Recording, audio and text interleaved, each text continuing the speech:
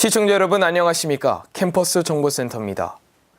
오는 17일 치러지는 대학 수학능력시험에서 전자식 화면이 있는 시계는 일체 시험장 반입이 금지됩니다. 지난해에는 남은 시간 표시 기능이 있는 시계는 반입이 가능했지만 올해부터는 아날로그 시계만 허용됩니다. 시험 시간 중 휴대할 수 있는 물품은 신분증과 수험표, 컴퓨터용 사인펜 등이며 샤프펜은 개인이 가져올 수 없습니다.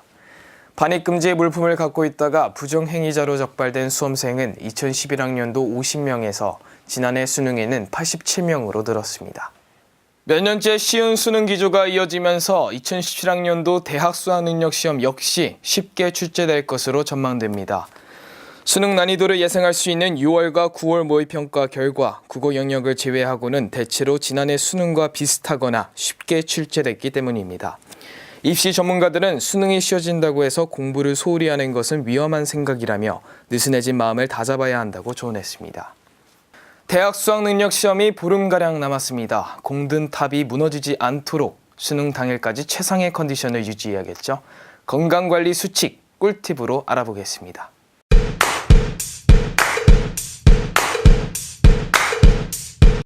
규칙적인 생활습관과 생체 리듬을 유지하는 게 무엇보다 중요한데요. 수능 조바심에 수면을 줄여서는 안 됩니다. 수능 당일 시험 시간표에 맞춰 취침과 기상 시간을 일정하게 유지하는 것도 필요합니다. 먹는 것도 중요합니다. 콩, 두부, 생선 등 고단백 음식이 좋고요.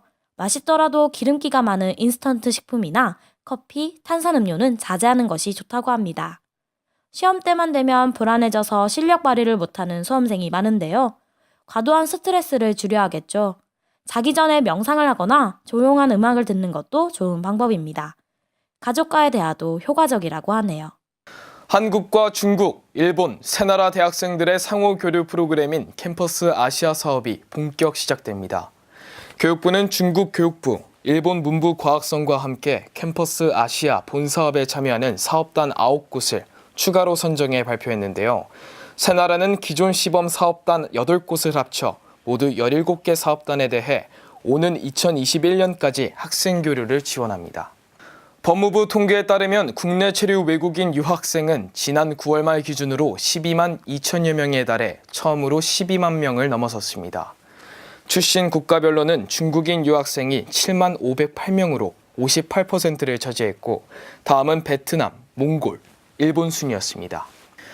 내년에도 22차례 정기 토익 시험이 실시됩니다. 내년 6월과 12월을 제외한 모든 달에 2차례씩 시험이 실시되고 4월, 7월, 9월, 12월에는 토요일 시험도 시행됩니다.